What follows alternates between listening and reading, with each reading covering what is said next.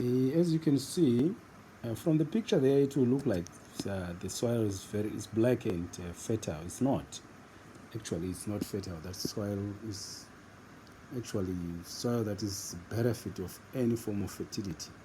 But I've added some ash on the walls, on the 21 holes that I've made for the watermelons that I want to grow on the backyard here, on the small backyard that we have here. I want to try watermelons here, almost on an experimental basis. As you can see there, I'll put ash and I'm going to throw around. I'm not even going to count the number of seeds that I'm going to put in each wall, but they'll be crowded there, maybe minimum of 4 in each wall, just to give them a fighting chance of coming out there, of make sure that some of them will germinate, maybe some won't, because these are not industrially treated seeds. These are seeds that we just took when we're eating some watermelons. We like eating watermelons, and my wife gathered some of them, dried them on the sun, and just make sure that we can grow them again. Now you can see very clearly this is a different video which I've joined to the initial one. You can see the soil there, that the fertility that is there might not be good enough for the growing of anything. It's hostile land. It's hostile soil for most seeds that we grow, for most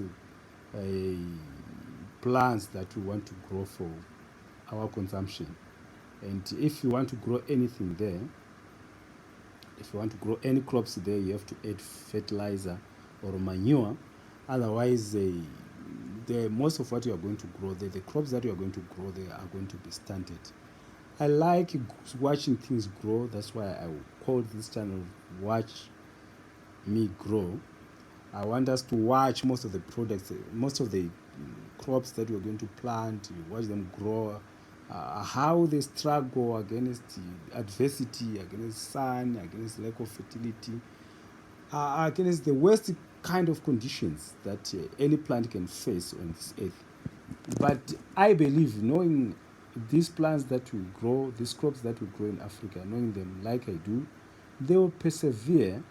Some might not, that I understand, which is why I was putting a lot in a hole. Some would not survive against the adversity, but I hope and I wish that they will, so that we can watch them grow up until the time they are going to give us their babies, and then we can really enjoy the fruits, the watermelons that we are going to get from there.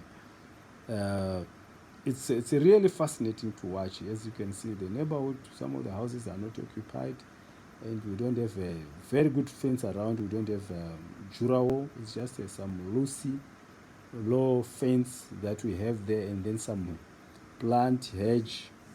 The thorny one, I don't know what name they give to this one, but surely I think maybe if push comes to shove, I'll just have to reinforce it with whatever it is that I might have to improvise at some point.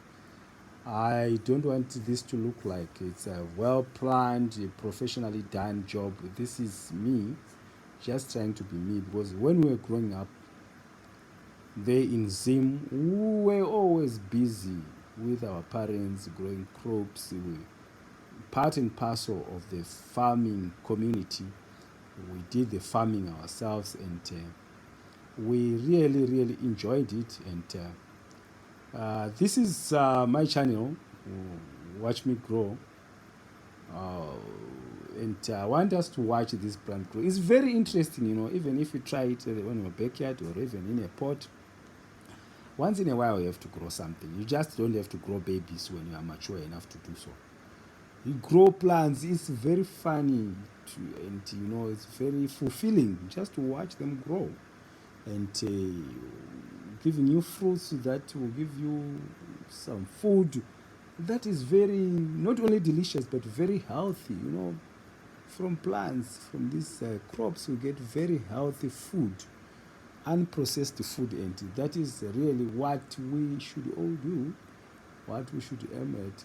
This is not GMOs or anything. This is just down to the basics, and the basics was what we are going to use here and what we are going to rely on up until these watermelons have come of age. Right now it's blistering hot. I don't know whether they are even going to really germinate because the heat is so much. It's very hot, the kind of heat that we have never experienced in this part of Southern Africa. It's there and it is with us. But I believe that African crops will always surprise you. Sometimes we kind of pamper them and kind of spoil them with a lot of water, when actually they might not even need all that. They don't need all that kind of stuff. All they need is a little bit of water, and they will grow, and you'll be shocked that something is coming out.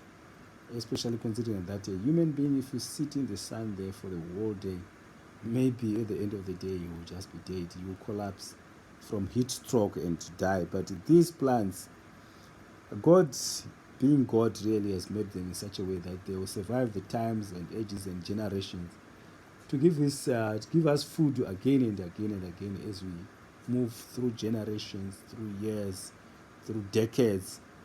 These plants have survived for the sole purpose of feeding human beings, and we are happy that really they are there for us to really harvest and feed our families, feed ourselves, and a watermelon that you can just harvest from your own backyard, from your own plot, by yourself, and then break it and cut it into pieces and eat. There's nothing as fulfilling as that. And I'm not only going to grow watermelon, there are other things that at some point, and I'll update you on this, I'll have to grow and make sure that this place, you see it as blank and as bleak as it looks here, like it is uninhabitable for plants, but you will see the difference.